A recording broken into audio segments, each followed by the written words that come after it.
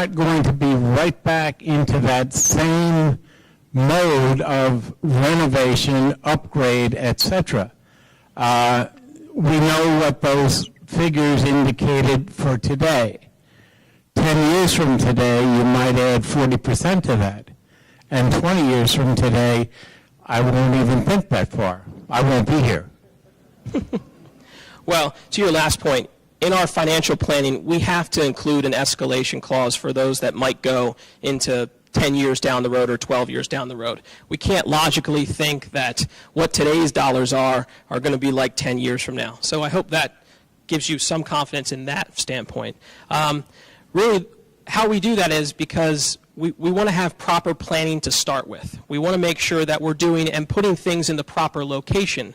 From a building standpoint, we just have to make sure that we use good judgment. We hire a good contractor that can work through all of those issues that we have going forward. There's no magic crystal ball to say that nothing's going to change ever in the future, but we're going to try our hardest to make sure that we do it right the first time. I have a question. You haven't mentioned anything about Wyndham and the timeshares. I'd like to hear that that's also somehow factored into this so that we're really talking about... We can't hear you back here. Sorry. Can you hear me now? All right. Edith. I said I haven't heard about Wyndham or the timeshares and how that factors into all of this. They've obviously been helpful in the past to help us support things. I think they were instrumental in building this building and many other things. I'm a 2-year resident, so I don't have a lot of the experience you folks have, but I'm sure that you have a lot of experience with the timeshare folks and Wyndham, and just want to be sure that that's included in our master planning. Thank you. Well, timeshare now gives us about $750,000 a year in dues, so their money's in that. Wyndham gives us about $600,000 a year. We cooperate with Wyndham on different kinds of projects. One of them was building the trails on the north side. They built the trail, we put the parking lot in. So we coordinate on things like that. They're putting in a sales office here.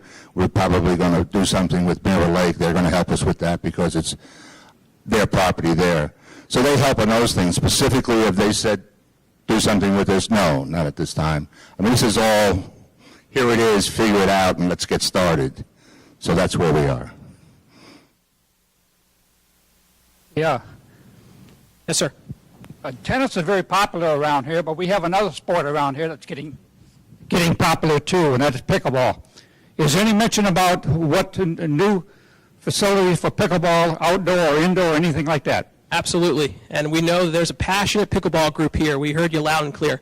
Yes, in the racket complex that I said about creating a centralized racket complex, we're looking at the development of additional pickleball courts over at that facility to make sure that's one cohesive racket sports complex. They could be a combination of both indoor and outdoor courts. Looking at also the possibility of having some racquetball over there. That was mentioned at the Racket Sports Committee as well. So we want to check out the feasibility of that. So, any additional questions? Great. I want to thank you all for being here. Please fill out your survey. We really want your input, and I really appreciate it. Have a great day.